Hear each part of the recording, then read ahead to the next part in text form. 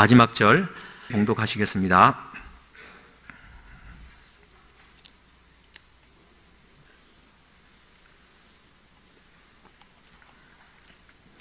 로마서 11장 7절로 12절 말씀입니다.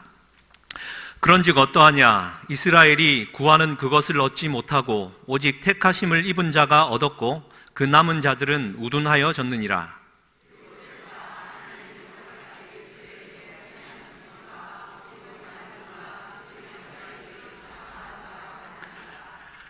또 다윗이 이르되 그들의 밥상이 올무와 덫과 거치는 것과 보응이 되게 하시옵고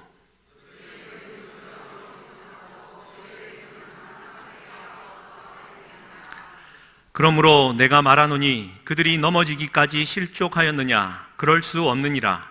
그들이 넘어짐으로 구원이 이방인에게 이르러 이스라엘로 시기나게 함이니라. 그들의 넘어짐이 세상의 풍성함이 되며 그들의 실패가 이방인의 풍성함이 되거든 하물며 그들의 충만함이리요. 아멘.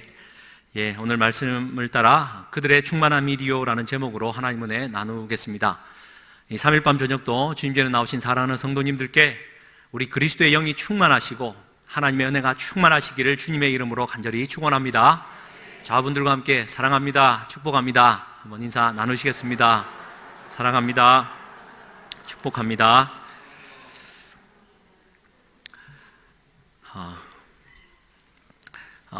로마서 말씀은 이제 크게 큰 기점으로 나누는데 우리가 잊지 말아야 될 부분이 이제 8장 1절과 2절이죠. 그러므로 그리스도 예수 안에 있는 자에게는 결코 정죄함이 없나니 이는 생명의 성령의 법이 죄와 사망의 법에서 너희를 해방하였습니다. 할렐루야. 생명의 성령의 법이 죄와 사망, 곧 육신의 것들을 이기게 만드셨다라는 겁니다. 그래서 로마서 이제 8장 9절 말씀에 이렇게 기록되어 있죠. 만일 너희 속에 하나님의 영이 거하시면 너희가 육신에 있지 아니하고 영에 있나니 누구든지 그리스도의 영이 없으면 그리스도의 사람이 아니라.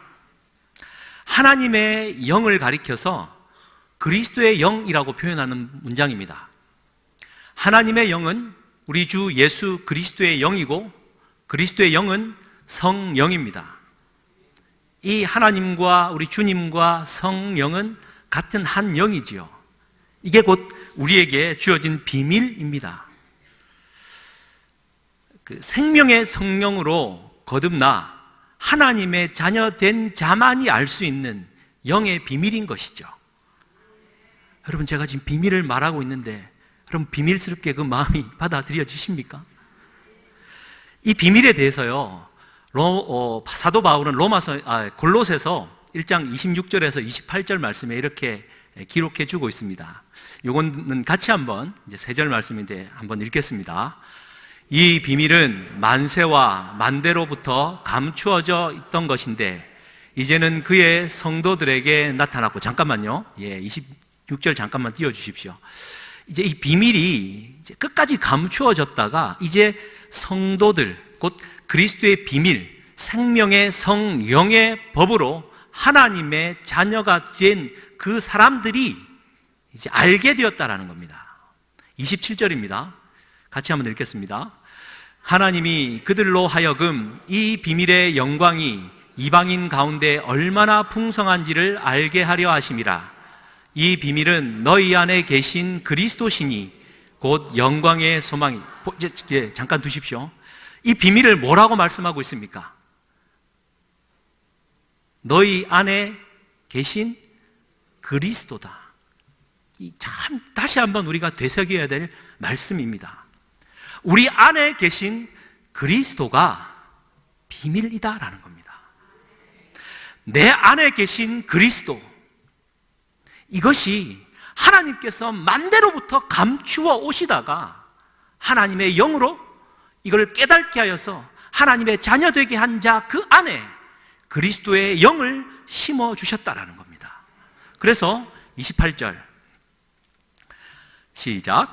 우리가 그를 전파하여 각 사람을 권하고 모든 지혜로 각 사람을 가르침은 각 사람을 그리스도 안에서 완전한 자로 세우려 함이니. 아멘. 사람이 완전해지고 온전해지는 것은 어디 안에서라고요? 그리스도 안에서 되는 겁니다. 교회에서 우리가 구역 예배를 드리고 또 순예배를 드리고 예배를 드리고 성경을 공부하고 기도 모임을 하고 이 모든 권하고 지혜로 가르치는 이 모든 일들은 온전하고 완전한 자로 세우려 함인데, 이것은 그리스도 안에서만 이루어지는 하나님의 비밀이다라는 겁니다. 그러니 얼마나 그리스도가 중요한지 다시 한번 우리가 되새겼으면 좋겠습니다. 근데 이 골로새서 1장 26절과 28절을 가리켜 유명한 한 신학자는 이렇게 해석을 합니다. 좀 띄워주시면 제가 한번 읽어드리겠습니다. 성경은 위대합니다. 그러나 살아계신 그리스도는 성경보다 위대합니다. 만약 우리가 성경만 배우고 그분과 만나려 하지 않으면 우리의 목적을 달성했다고 할 수 없습니다. 성경은 살아계신 그리스도의 과거 행적을 기록한 책입니다. 그리고 우리는 오늘날 그분의 영을 받아 새로이 성경을 만들지 않으면 안 됩니다. 낡은 성경에만 만족하고 새로운 성경을 만들지 않는 자는 성경을 정당하게 해석한 것이 아닙니다. 성경은 아직 미완의 책입니다. 그리고 우리는 성경의 마지막 장을 만드는 재료를 제공하지 않으면 안 됩니다. 여러분, 아멘이 안 나오는 거 보니까 좀 위험한 말이 좀 섞여 있는 것 같죠? 그러니까 제가 이 글을 읽어드리는 이유가 바로 거기에 있습니다. 성경이 미완의 책이다? 뭐야? 성경에 1.1획도 두지 말라고 했는데. 여러분, 이제 그 말을 하는 게 아니다라는 것을 지금 아시겠죠?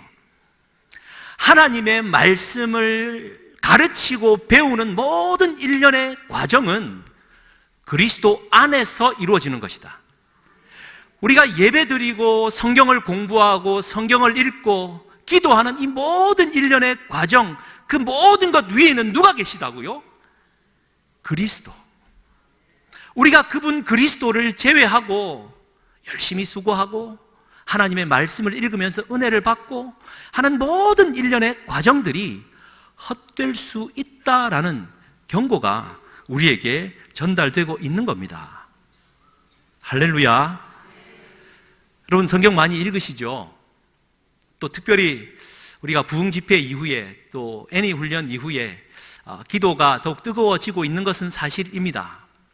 우리가 이 모든 일련의 과정 속에 과연 내 안에 하나님의 영, 그리스도의 영, 내 이 과정을 통하여서 내가 예수 그리스도를 향한 나의 신앙 고백이 얼마나 더 깊어지고 있는가 우리가 생각해야 될 줄 믿습니다. 이 당연한 얘기를 왜 이렇게 제가 당연하게 얘기하냐고요? 이스라엘 백성들이 지금 범하고 있는 오류입니다.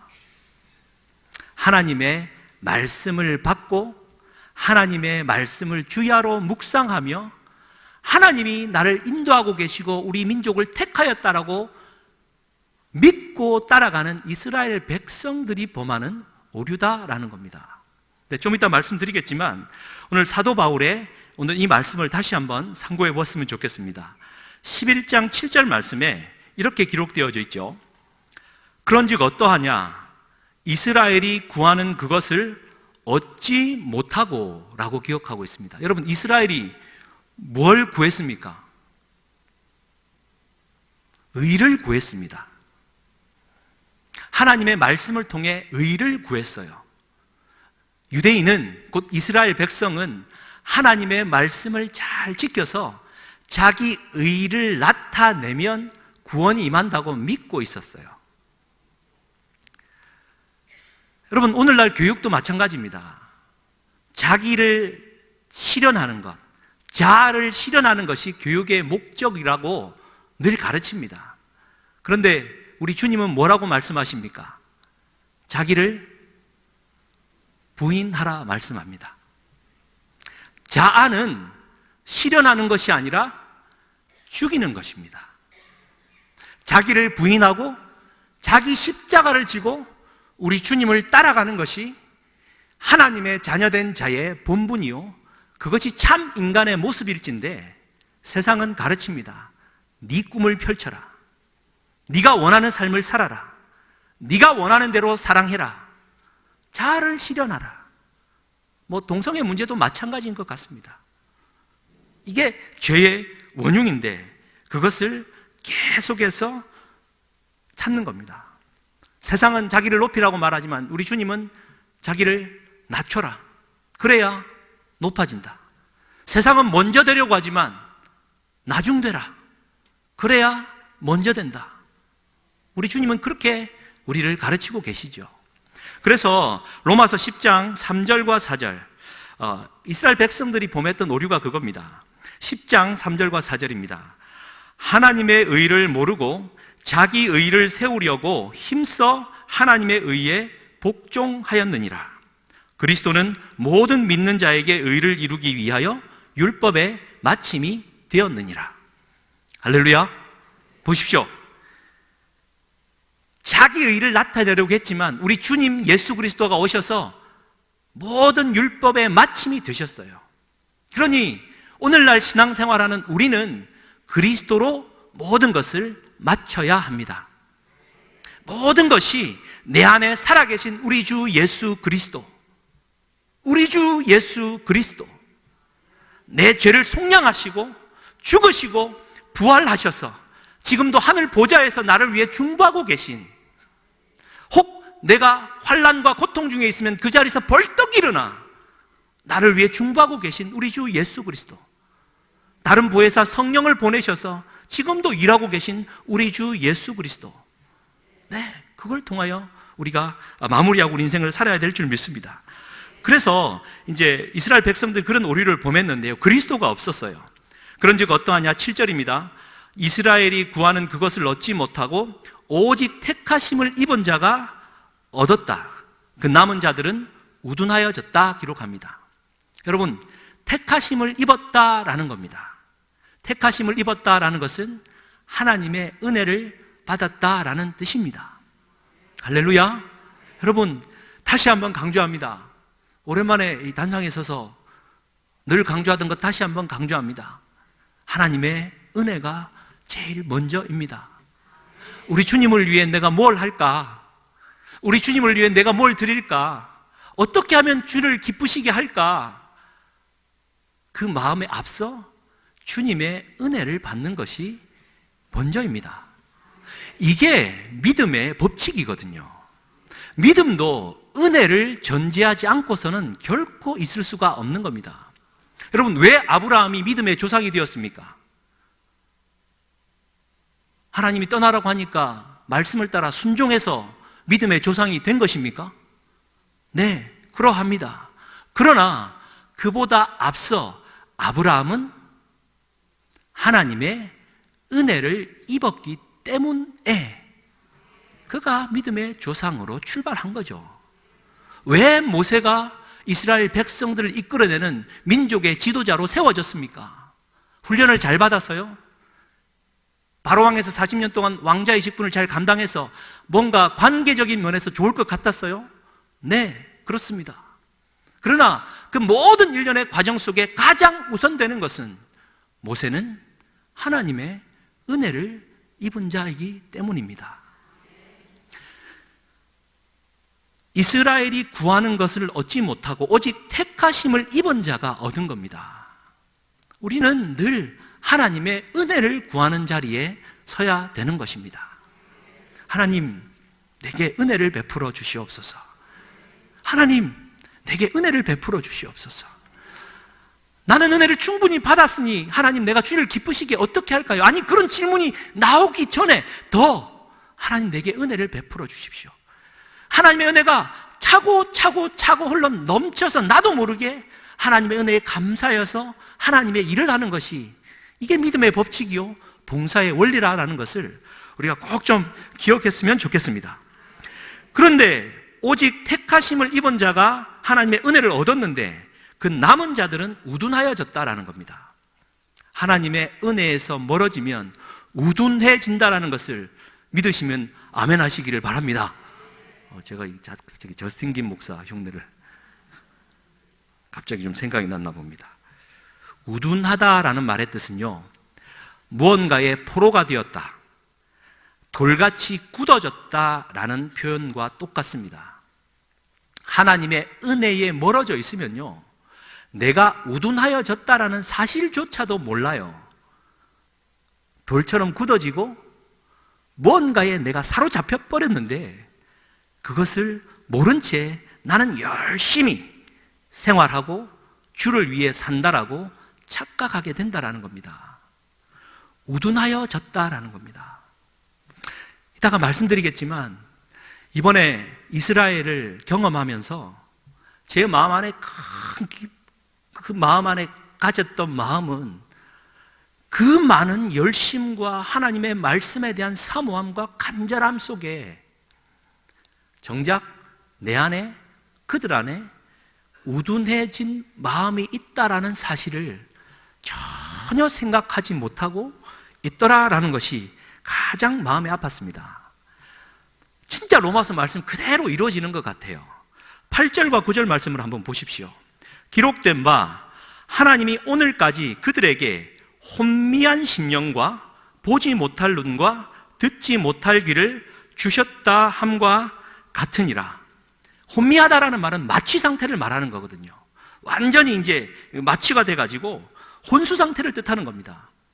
내 욕심에 마취되어지고, 돈에 마취되어지고, 내 재물욕에 마취되어지고, 이 세상에 살아가는 법칙에 내가 따라가지 못하는 것에 내가 마취가 되어서 이게 신앙생활 하는 건지 세상을 따라가는 건지 구분하지 못한 채 나름 열심으로 살아가는 자의 모습이 있다라는 겁니다. 그리고 10절 말씀해 보십시오. 9절 말씀해 보십시오.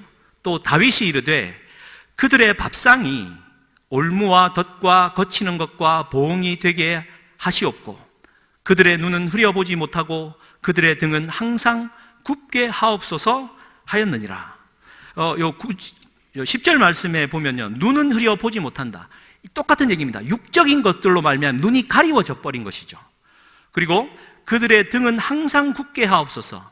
시편 69편 22절 말씀 그대로 따라가 보면 허리가 굽었다라는 표현입니다.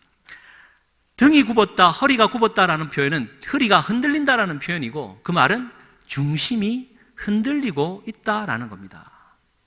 자, 사랑하는 성도님들, 저를 한번 보십시오.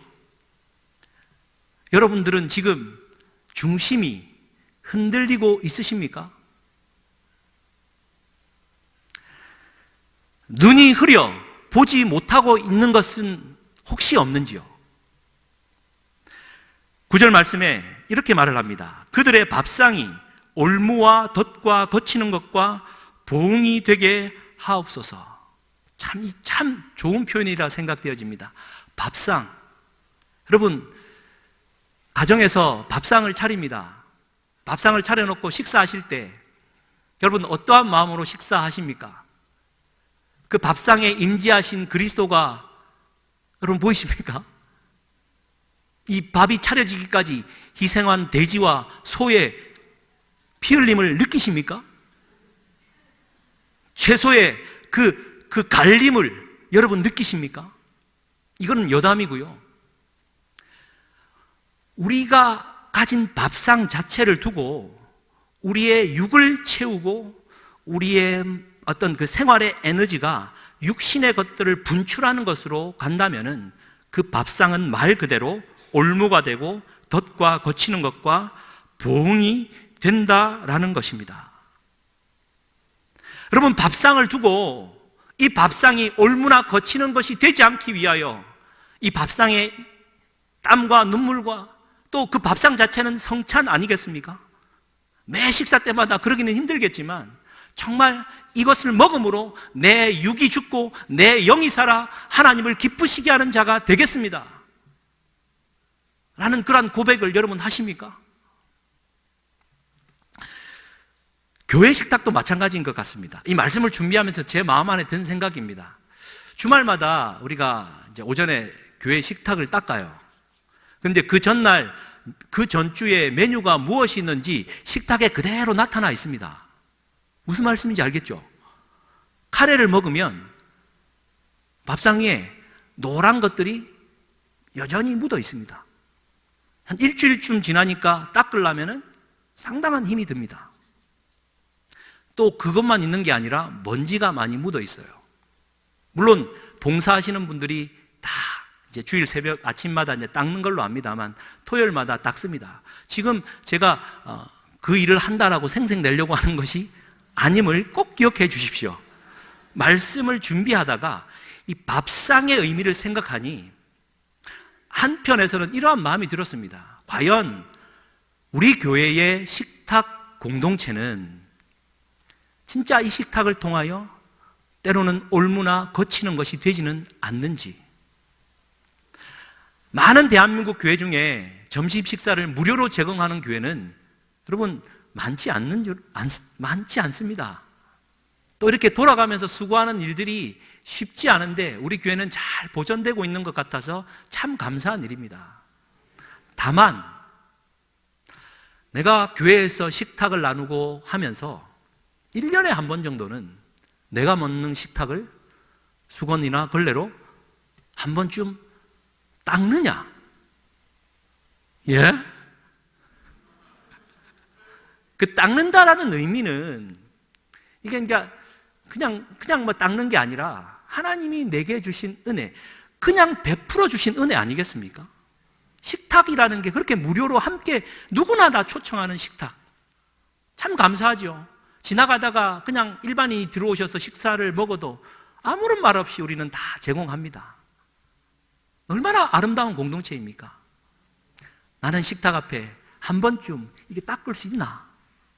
나는 이 식탁을 거룩한 식탁의 교제를 만들기 위해 내 마음은 얼마나 값진가? 한번 생각해 보면 좋겠다 싶어서 한테 제게 주신 마음을 함께 나눕니다. 절대 제가 식탁 닦고 싶지 않아서 그렇다라는 거, 아닙니다. 닦고 싶지 않아서 그렇게 말하는 게 아니다라는 거를 꼭 기억해 주십시오. 말 실수했다고 그거라고 오해도 하지 마십시오. 예. 정말 이 밥상이 중요하다라는 겁니다. 그런데 진짜 중요한 것은 이 밥상의 의미는 떡상 아니겠습니까? 우리는 늘 하나님의 말씀을 먹고 살아가는데 이 하나님의 말씀을 어떻게 먹고 살아가느냐라는 겁니다. 때로는 마음이 힘들고 지칠 때 단상에서 하나님의 말씀이 선포되어져서 내 마음을 위로받고 갑니다. 하나님 오늘 말씀에 은혜 받았습니다. 근데 때로는 말씀이 좀 지루하고 그래서 은혜를 못 받아요.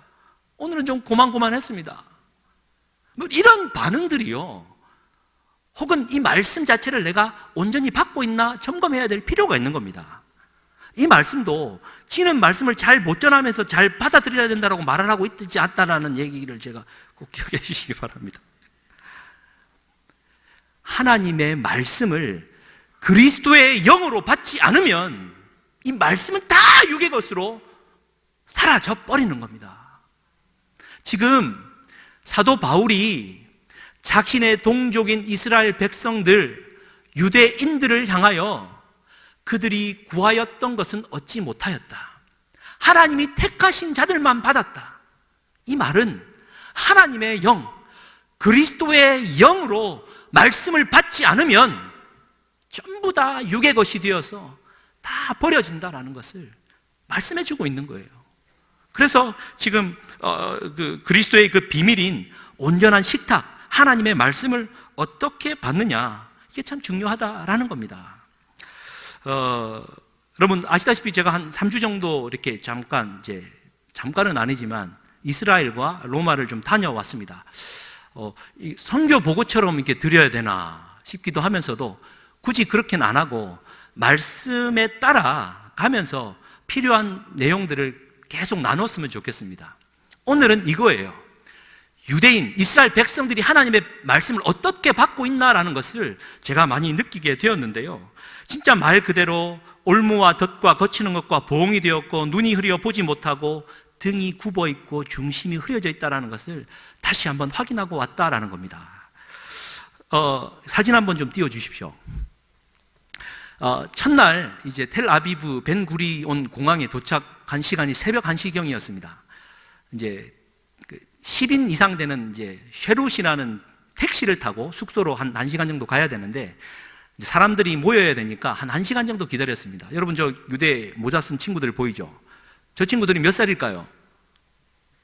나는 동갑인가 생각했더니 18살입니다. 웬 할아버지가 라는 느낌이었는데 이제 지금 나가서 저 친구들이 지금 뭐라고 했냐면 줄담배를 피우고 있어요.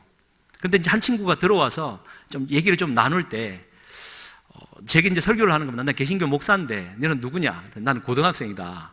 여행을 갔다 왔다. 그러면서 이제 이런저런 이제 좀 첫날이니까 저도 흥분되고 처음 이제 유대인을 만나니까 그래서 얘기했던 이 친구가 제게 이제 설교하는 겁니다. 이제 영어로 하는데 그의 어휘 속에 그 당시는 몰랐어요. God's willing, God's willing, God's willing. 하나님의 뜻대로, 하나님의 의지대로 라는 말을 끊임없이 반복하고 근데 그의 말 속에는 Lord, Jesus 한마디도 없었다라는 사실을 뒤늦게 제가 또 발견하게 되어집니다.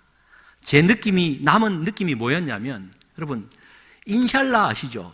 인샬라 알라의 뜻대로 지 마음대로 살아가면서 이건 알라의 뜻이다라고 말하는 아랍인들의 신앙의 모습과 닮아 있다. 그리고 제 마음속에 그렇게 가즈윌 하면서 하나님의 복음 그래서 제가 또 시온주의가 여러분 너는 좋아하느냐? 이제 이스라엘이 회복되는 시온 운동이 벌어졌으니까 그랬더니 아주 뷰티풀한 단어라고 막 자기는 좋아한다고 막 얘기를 하다가 그렇게 제게 복음을 전해놓고 나가서 또 줄담배를 피면서 친구들과 이게 이제 제가 받아들이기 좀 힘든 문화적 충격이었습니다. 그리고 한 장 넘겨주시면 이게 이제 그 이런 동고개벽 옆쪽에 있는 유대 랍비들의 이제 모습들이고 유대인들이 와가지고 이제 안에서 이제 기도하는 모습인데요. 다음 장면 좀 넘겨주시면 이제 동고개벽 여러분 왼쪽 귀에 이렇게 귀밑머리 팍 꼬아놓은 거 보이시죠? 이제 이게 참 그게 궁금했습니다. 그래서 다음 장면 좀 넘겨주시면 이제 각 그 그리스 정교회 뭐 로마 캐톨릭 많은 이제 교회들 안에 저는 유대 랍비들이 있어요. 막 이렇게 막 눈도 가리고 딱 특수염을 가리고 이렇게 귀밑머리가 뺑그레고 있어요. 제가 그래서 그 물었습니다. 야, 요 귀밑머리 이게 예쁜데 남자가 하기 예쁜데 왜 이러고 사느냐라고 물었습니다.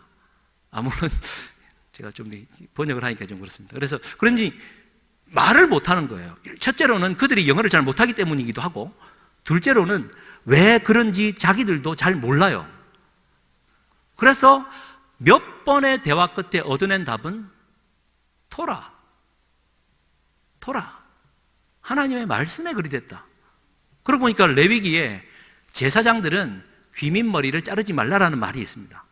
그래서 자기는 하얗고 기니까 이제 자꾸 꼬아가지고 그 보존하고 있는 거죠. 그러면서 끊임없이 이것을 꼬아가면서 하나님의 말씀을 여러분 이게 좀 이상한 의미 아니겠습니까? 이러면서 하나님의 말씀을 외우는 거예요. 토라. 말씀에 글이 되었으니 나는 따른다라는 말은 참 좋지만 왜 그러해야 되는지 그냥 율법이 말하니까 그렇다. 그러면서 자기들은 그냥 따라하는 거예요. 여러분 저 말씀을 들고 있죠.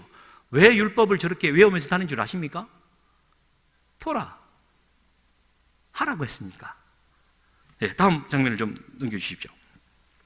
그래서 이거는 제가 그냥 안 나와야 되는데 가려야 되는데 얼굴이 커서 왜 그랬냐면 여러분 보이는 왼편에 한 아주머니가 말씀 경전을 들고 전철을 타고 다닙니다. 읽어요. 또 뒤에 보이는 아주머니 이제 사진 뒤에 보이는 아주머니도 읽어요. 여러분 저게 뭔 줄 아십니까? 저는 정말 모세 오경인 줄 알았어요. 그게 아니었어요. 많은 유대인들이 토라를 진짜 말씀 그대로를 보는 게 아니라 대부분이 저 토라를 해석한 랍비들의 기도문, 랍비들의 해석서를 읽고 있습니다. 토라 하나님의 말씀만큼이나 랍비들이 해석한 그 해석을 동급 그 이상으로 보고 있는 거예요. 그러니 이 유대인들이 그러니까 이사야 말씀대로 경계에 경계를 더하고 지식에 지식을 더하여서 이게 하나님 말씀보다 더 높아져 버려서 저 말씀을 끊임없이 읽으면서 반복하면서 나는 율법 아래 살고 있다라고 착각하며 살고 있다라는 겁니다. 여러분 또 다시 한번 넘겨주시면 넘어가 주세요. 여러분, 저게 뭐냐면 헤브론 지역인데, 여러분, 저 군복을 입은 사람들 전부 여자입니다.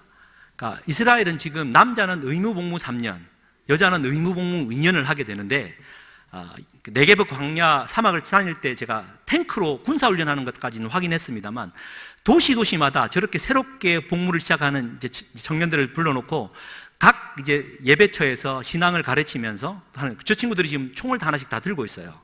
실탄이 있습니다. 테러가 터지는 순간 그 즉시로 사살하라는 거예요. 굉장히 위험한 것 같지만 세계에서 제일 안전한 도시로 알려져 있습니다. 왜 그렇겠습니까?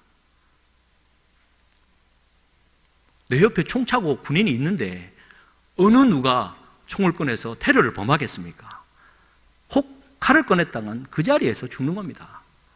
여러분, 하나님의 말씀으로 세워졌던 유대 땅에 지금 총으로 말미암아 평화가 그렇게 유지되고 있다라는 사실에 제 마음이 너무 아팠습니다. 다음 장면 한번 넘겨주시죠. 얘기. 저기가 베들레헴인데요. 오늘 뭐 조금만 길어지더라도 좀 양해를 구합니다.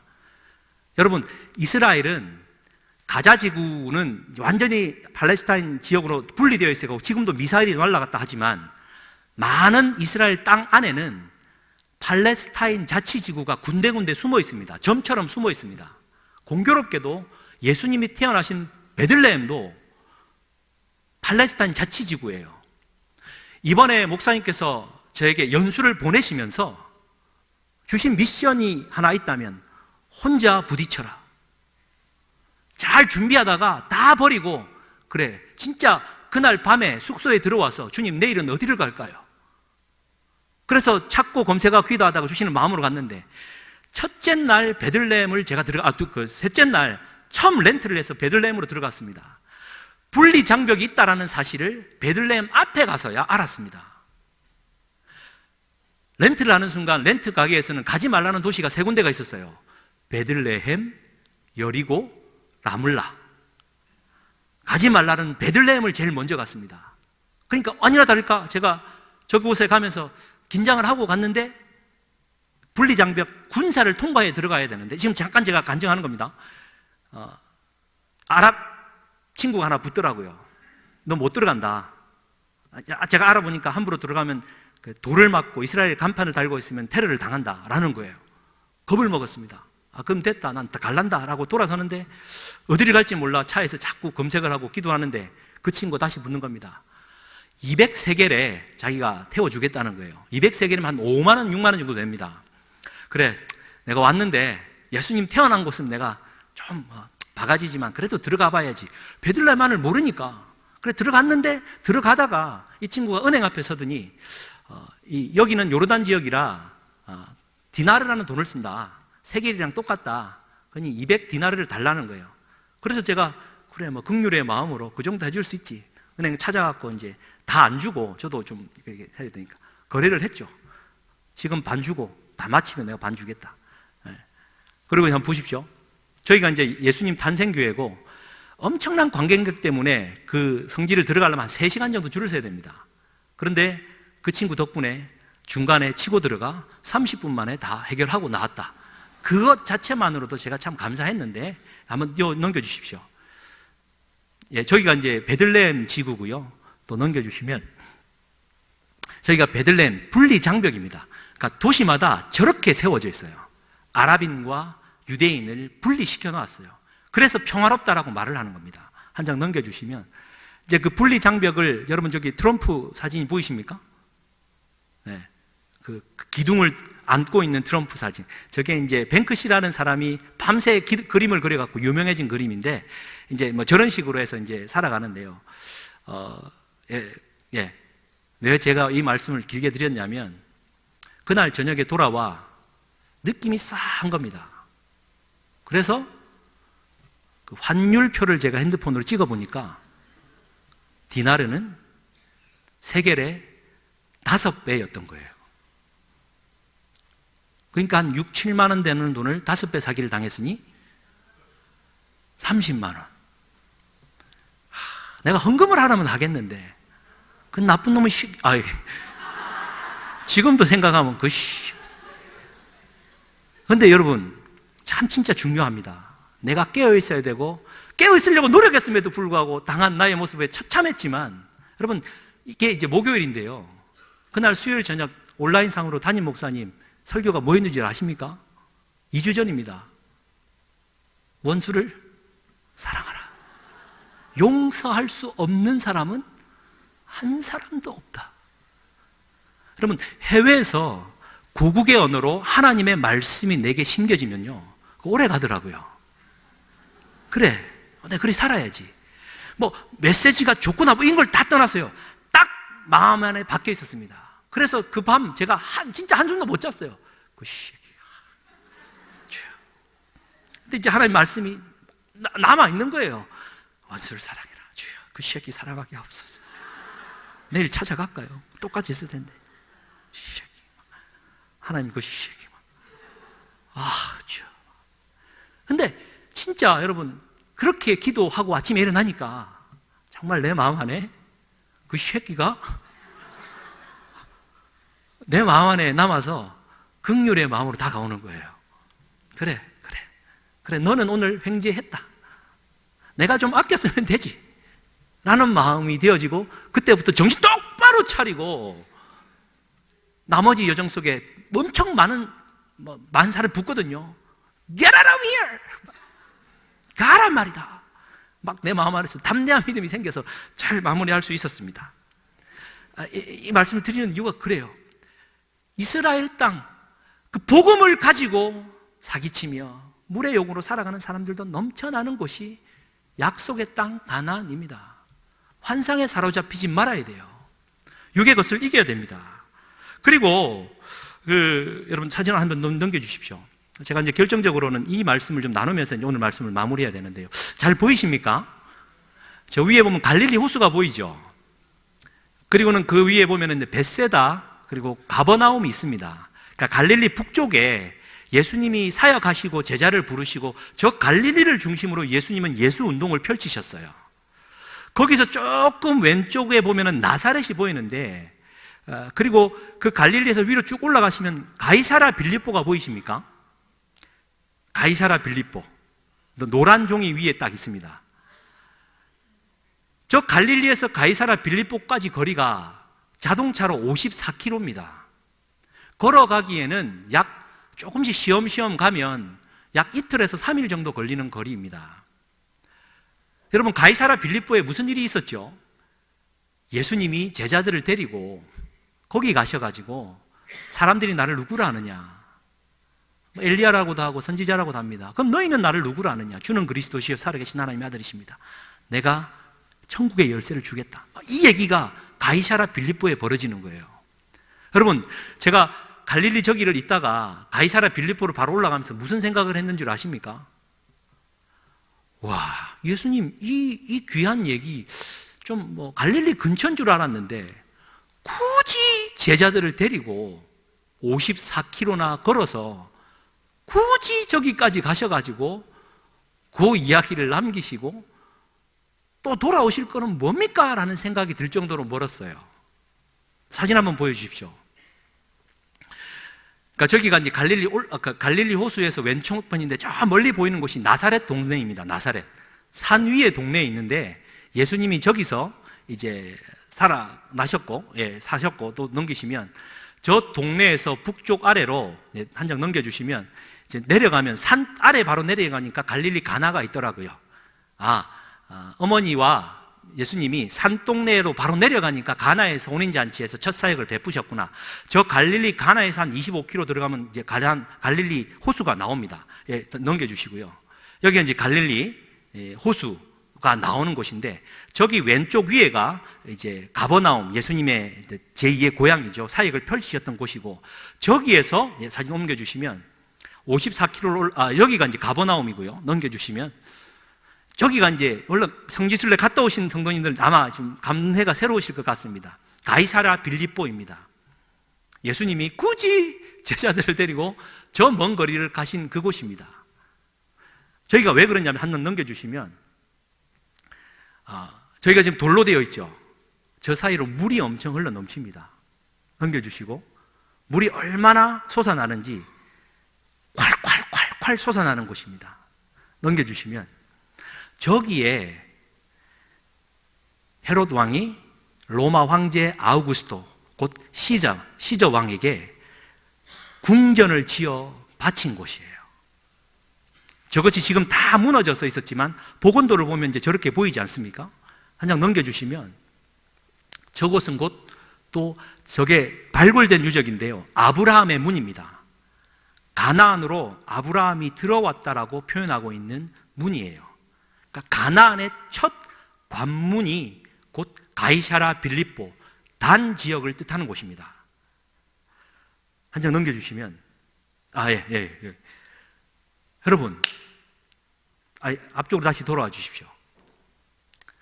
굳이 예수님이 저기까지 가셔갖고 신앙 고백을 얻어내신 이유가 무엇이었나 질문하는 앞에 제 마음 안에 충만한 감동이 임하였습니다. 여러분, 저곳이 어떤 곳입니까? 이스라엘의 젖줄 헤르몬산 바로 아래서 가나안 땅을 적시는 그 생명수가 흘러 넘치는 그곳입니다. 그곳의 주인을 가이사라 빌립보, 가이사라에게 바쳐버린 땅, 그곳으로 예수님은 제자들을 데리고 가셔서 제자들에게 물으신 거예요. 로마 황제의 칭호가 하나님의 아들, 세상의 구원자, 주라는 호칭을 황제가 갖고 있었습니다. 예수님은 그 자리에 가셔가지고 제자들에게 얻고 싶었던 신앙 고백은 이 세상의 주인은 육의 것으로 만들어진 육신의 왕이 아니라 내가 하나님의 영을 받아 그리스도의 영으로 충만하여져서 성령이 함께하여져서 내가 이 땅 가운데 온 참된 세상의 구세주요, 참 하나님의 아들이요, 세상의 주인이다 라는 것을 가르쳐주고 싶었던 것 아니겠습니까? 한 장 넘겨주시면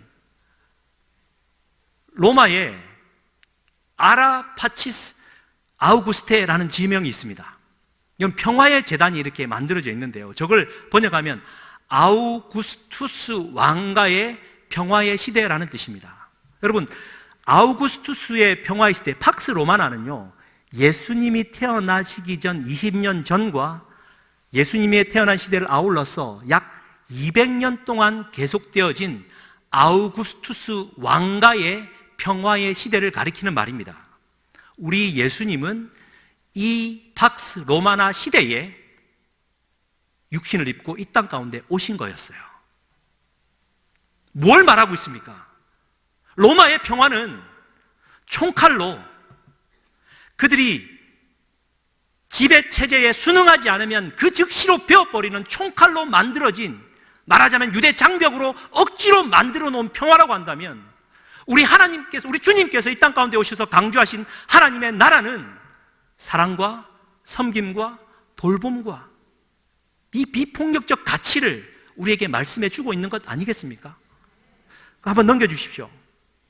저게 이제 아우구스도 왕가의 묘인데요, 그렇게 이제 한 장 넘겨주십시오.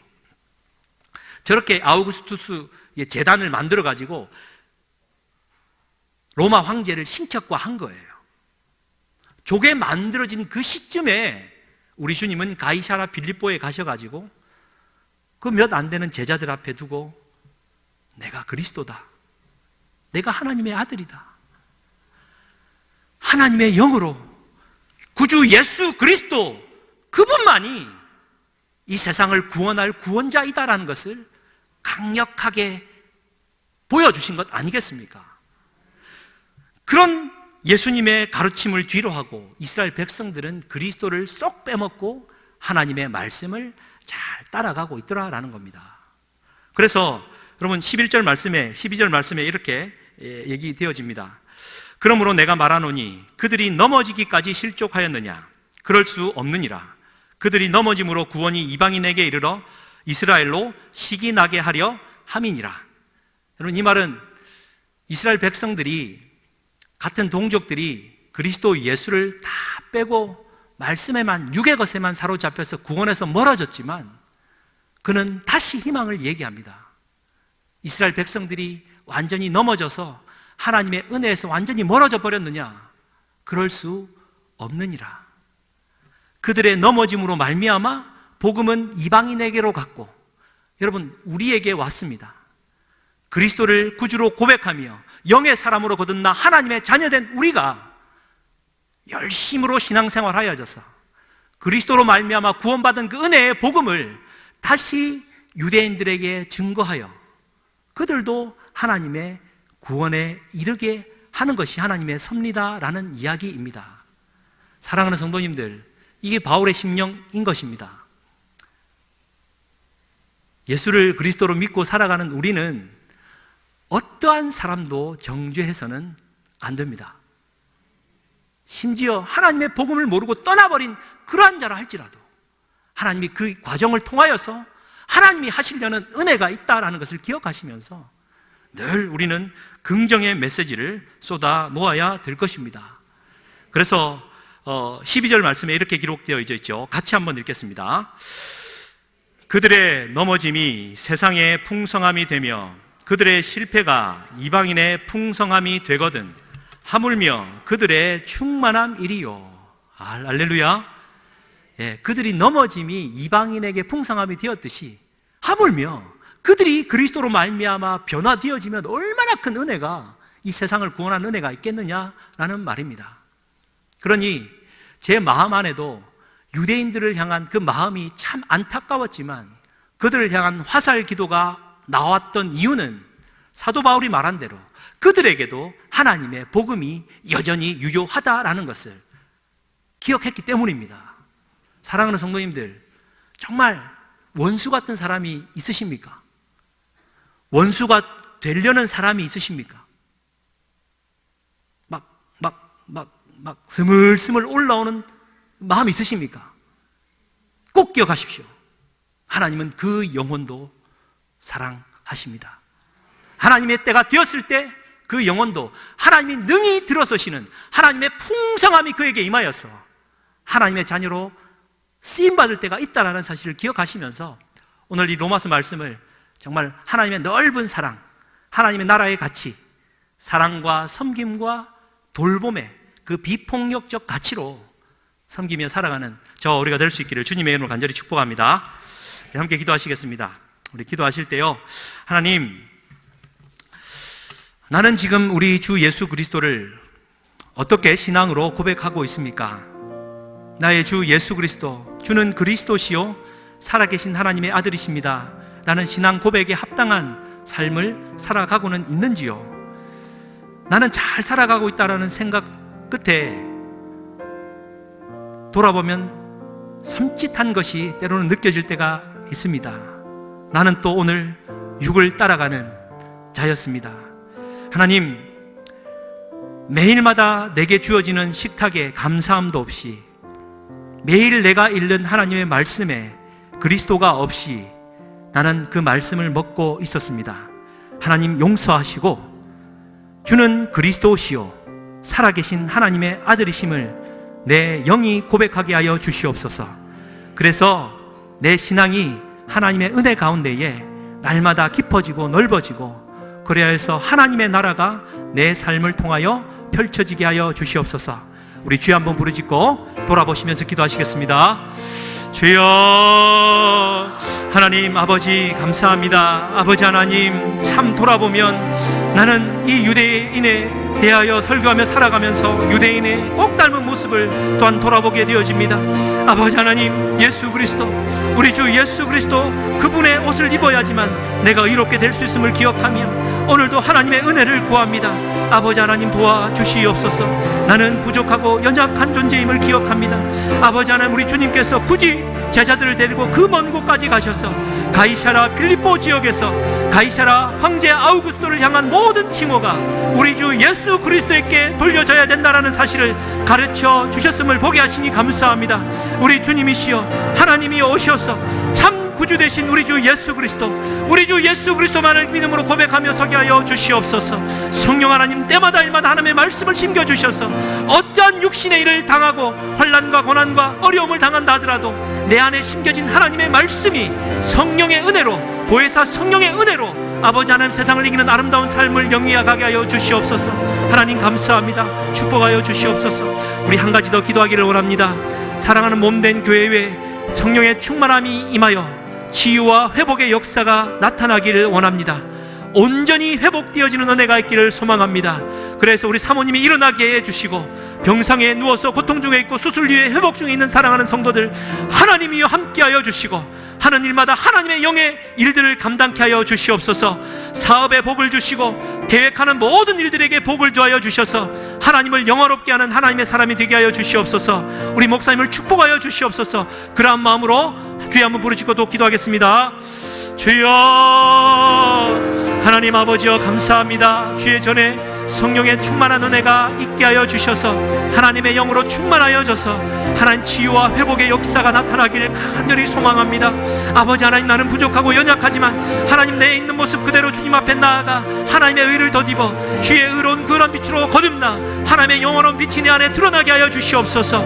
그래서 사랑하는 성도들이 하나님을 아파하고 고통 중에 있을 때 손을 들어 기도할 때 하나님의 영광이 나타나는 은혜가 있게 하여 주시옵소서. 아버지 하나님, 사랑하는 사모님을 더욱더 덧입혀 주셔서 아름다운 길로 인도하여 주시고 육신의 건강의 회복을 통하여서 하나님의 살아계심을 보여주시고 영광 받아 주시옵소서. 사랑하는 환우들, 사랑하는 성도들, 아버지 하나님 병원에서 가정에서 치유와 회복을 기대하면서 고통 중에 있습니다. 아버지 하나님 찾아가셔서 위로하여 주시고 하나님의 영화로운 빛이 임하게 하여 주시옵소서. 그들의 심령 안에 주는 그리스도시요 살아계신 하나님의 아들이심을 기억하며 모든 질병을 얻는 하나님 참된 평화의 주님께서 오셔서 주인 되어 주셔서 낫게 되는 역사가 일어나게 하여 주시옵소서. 우리 목사님에게 생과 영광과 은혜를 빛을 더하여 주시고 성령의 충만함을 더하여 주시옵소서. 하나님 아버지여 감사합니다.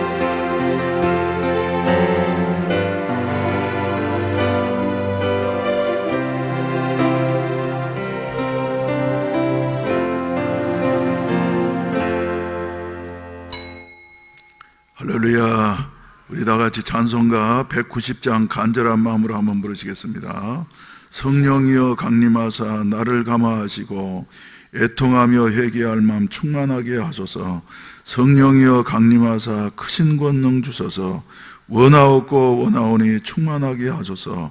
힘이 없고 연약하나 엎드려서 비오니 성령 강림하옵소서. 충만하게 하소서. 정케하고 위로하사 복을 받게 하소서. 충만하게 하시오니 무한 감사합니다. 예수여 비오니 나의 기도 들으사 애통하며 회개할 마음 충만하게 하소서. 우리 간절한 마음으로 한번 부르시겠습니다.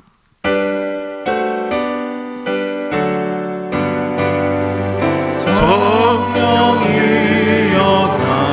강림하사 나를 감화하시고 애통하며 회개한 마음 충만하게 하소서. 예수여 비오니 나의 기도 들으사 애통하며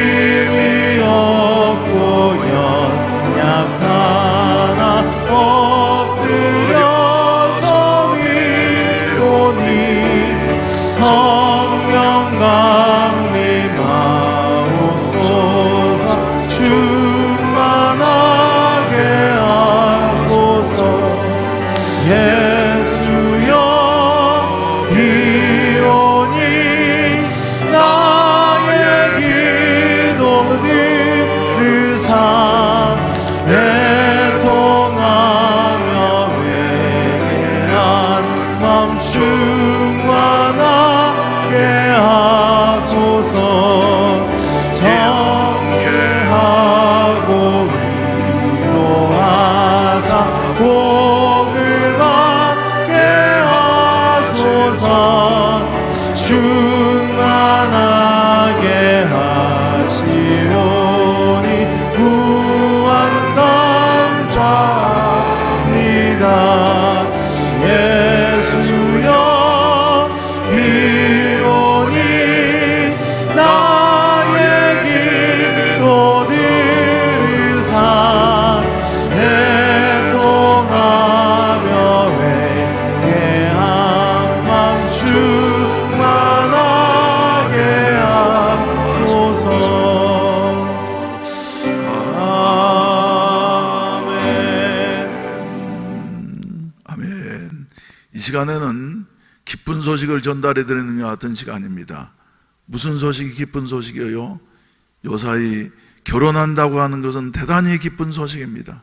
그래서 우리 이번 토요일 날 오후 1시에 부산 가정성당 동구 초량동 49-16에 있는 가정성당에서 우리 방찬석 안수집사님과 문영애 권사님의 차녀 박은혜 양의 결혼식이 있습니다.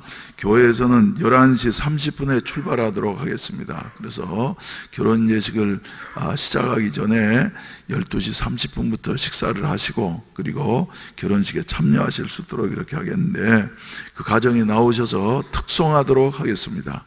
우리 방찬석 안수집사님, 문영애 권사님 그리고 딸과 사이 한번 나오는 대로 앞으로 나오시길 바랍니다.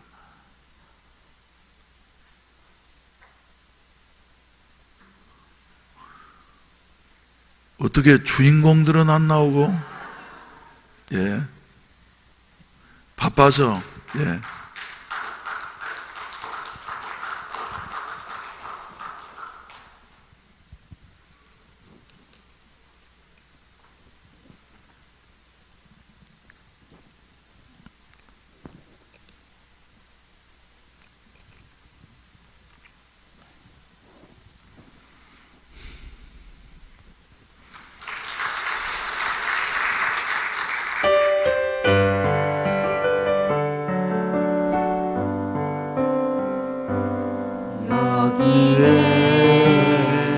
모인 우리 주의 은총 받은 자여라. 주께서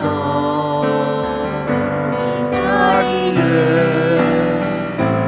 함께 계심을 아노라. 언제나 주님만을 찬양하며 따라가리니 시험을 당할 때도 함께 계심을 믿노라. 이 믿음 더욱 굳세라. 주가 지켜주신다. 어두운 밤에도 주의 밝은 빛 인도하여 주신다. 여기에 모인 우리 사랑받는 주의 자녀라. 주께서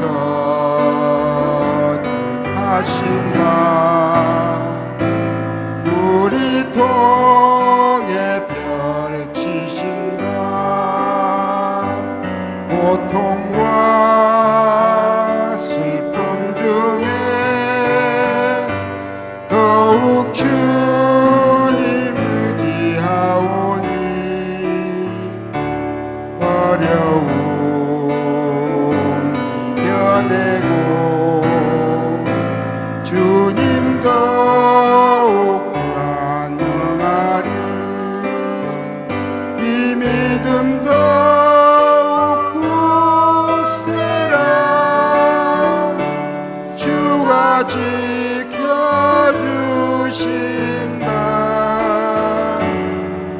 어두운 밤에도 주의 밝은 빛 인도하여 주신다. 아멘. 감사합니다. 토요일 날 될 수 있는 대로 많이 참석하셔서 축하해 주시고, 또 참석하시면은 아주 이쁜 신부와 잘생긴 신랑을 여러분들이 보게 될 것입니다. 그래서 오셔서 신랑 신부도 격려하시기를 바랍니다. 기도드리겠습니다. 자비하신 아버지, 감사합니다. 오늘 저녁에도 이렇게 실감 있는 설교를 통해서 우리의 마음속에 감동받게 하시니 감사합니다. 아버지, 아무쪼록 주여 시대를 분별할 수 있는 저희들이 되게 하여 주시옵소서. 이 시간에 또 주님의 은혜에 감사해서 정성스러운 헌금을 드린 손길이 있습니다. 어려운 중에서도 믿음으로 이렇게 11조를 드렸사오니 주님이 일일이 연락하시고 축복해 주시옵시고, 약속하신 대로 부어주시고 채워주시되 쌓을 것이 없도록 부어주시어서 남에게 베풀면서 나누어주면서 살 수 있는 이와 같은 풍성한 삶이 되게 하여 주시옵소서. 우리 아버지, 특별히 주여 저희들 한 사람 한 사람에게 성령으로 충만케 하여 주시어서 애통하며 회개할 마음이 더욱더 간절해지게 하여 주시옵소서. 우리 아버지, 우리의 마음속에서부터 우러나오는 이와 같은 그 간절한 기도가 우리의 삶을 변화시키게 하여 주시옵시고, 환경을 변화시킬 수 있는 이와 같은 은혜가 있어지게 하여 주시옵소서. 오늘 또 우리 주님께서 주여 풍성하신 은혜를 더하여 주시옵소서. 예배를 마치고 돌아가는 발걸음마다 주님이 동행해 주시옵시고, 주여 승리하고 다음 주일날 주여 하나님 앞에 영광 돌리며 나올 수 있는 우리 성도들 한 사람 한 사람이 되게 하여 주시옵소서. 세상이 너무나도 악해지고 있습니다. 우리의 힘으로는 어떻게 주여 대처할 만한 이와 같은 길도 모르고 주여 힘도 없사오니 우리 성령께서 사로잡아 주시어서 세상을 이기게 하여 주시옵시고, 세상을 주여 악한 곳으로 끌어가고 있는 주여 원수 마귀를 능히 이기게 하여 주시옵시고, 우리 자신을 이기게 하여 주시고 환경을 이기게 하여 주시어서 주여 승리하는 우리 모든 성도들과 해운대 순복음교회가 되게 하여 주시옵소서. 돌아가는 발걸음마다 주님 동행해 주시옵소서. 세상에서 기다리고 있는 여러 가지 문제들을 주여 극복하고서 주 앞에서 승리하게 하시되, 주여 가난을 극복하게 하여 주시옵시고, 질병을 극복하게 하여 주시옵시고, 문제를 극복하게 하여 주시어서 우리 하나님 앞에서 평안을 누리면서 살아갈 수 있는 저희들 되게 하여 주시옵소서. 오직 나사렛 예수의 이름으로 모든 질병은 묶음을 놓고 물러갈지어다. 묶음을 놓고 물러갈지어다. 이 시간에도 우리를 괴롭히고 있는 각종 질병들은 묶음을 놓고 떠나가라. 떠나가라. 예수의 이름으로 떠나갈지어다. 걱정과 근심을 주고 있는 모든 문제들도 예수의 이름으로 해결되고 떠나갈지어다. 떠나갈지어다. 주여 주 안에서 승리를 거둘 수 있는 저희들이 되게 하여 주시옵소서. 돌아가는 발걸음마다 주님 동행해 주시기를 바라옵고 예수님의 이름으로 축복하며 기도하옵나이다.